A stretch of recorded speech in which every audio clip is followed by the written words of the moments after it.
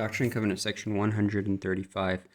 Martyrdom of Joseph Smith, the prophet, and his brother Hiram Smith, the patriarch, at Carthage, Illinois, June 27th, 1844. This document was written by Elder John Taylor of the Council of the 12, who was a witness to the events.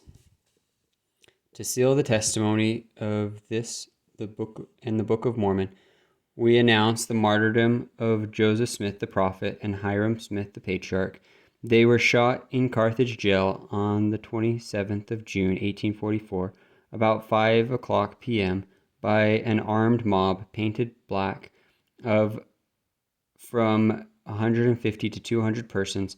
Hiram was shot first and fell calmly, exclaiming, "I am a dead man." Joseph leapt from the window and was shot dead in the attempt, exclaiming, "O Lord my God."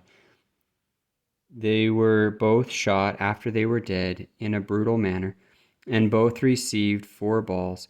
John Taylor and Willard Richards, 2 of the 12, were the only persons in the room at the time.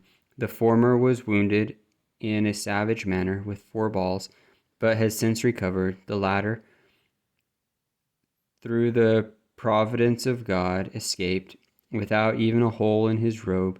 Joseph Smith, the prophet and seer of the Lord, has done more, save Jesus only, for the salvation of men in this world than any other man that ever lived in it.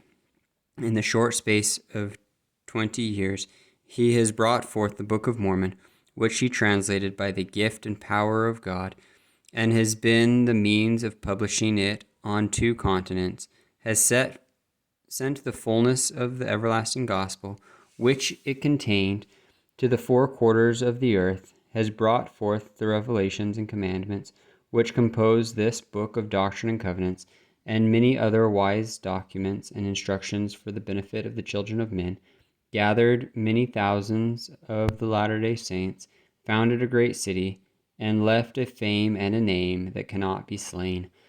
He lived great and he died great in the eyes of God and his people, and like most of the Lord's anointed in ancient times, has sealed his mission and his works with his own blood, and so has his brother Hiram. In life they were not divided, and in death they were not separated. When Joseph went to Carthage to deliver himself up to the pretended requirements of the law, 2 or 3 days previous to his assassination, he said, "I am going like a lamb to the slaughter, but I am calm as a summer's morning. I have a conscience void of offense towards God and towards all men. I shall die innocent, and it shall yet be said of me, 'He was murdered in cold blood.'" The same morning, after Hiram had made ready to go, shall it be said to the slaughter? Yes, for so it was.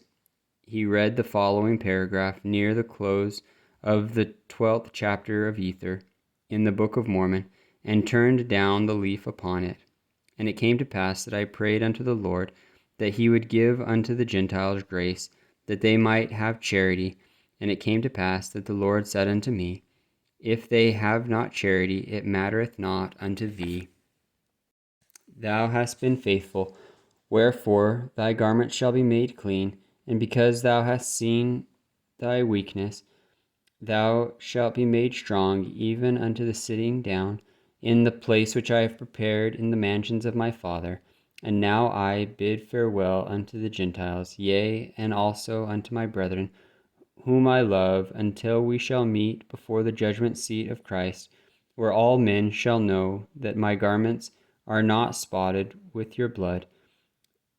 The testators are now dead, and their testaments is in force. Hiram Smith was 44 years old in February 1844, and Joseph Smith was 38 in December 1843, and henceforward their names will be classed among the martyrs of religion, and the reader in every nation will be reminded that the Book of Mormon and this book of Doctrine and Covenants of the Church cost the best blood of the 19th century to bring them forth for the salvation of a ruined world, and that if the fire can scathe a green tree for the glory of God, how easy it will burn up the dry trees to purify the vineyard of corruption. They lived for glory and died for glory, and glory is their eternal reward. From age to age shall their names go down to posterity as gems for the sanctified. They were innocent of any crime, as they had often been proved before, and were only confined in jail by the conspiracies of traitors and wicked men.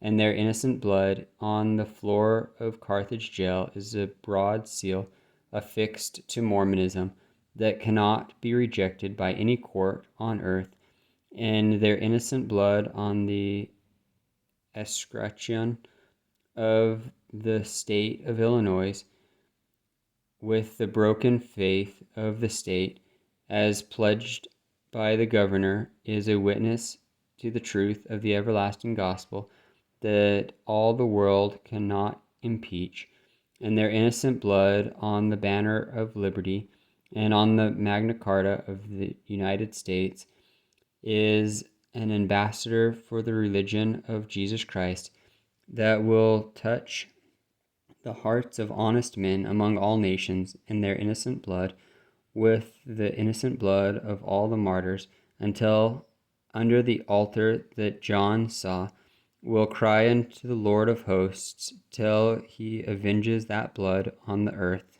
Amen.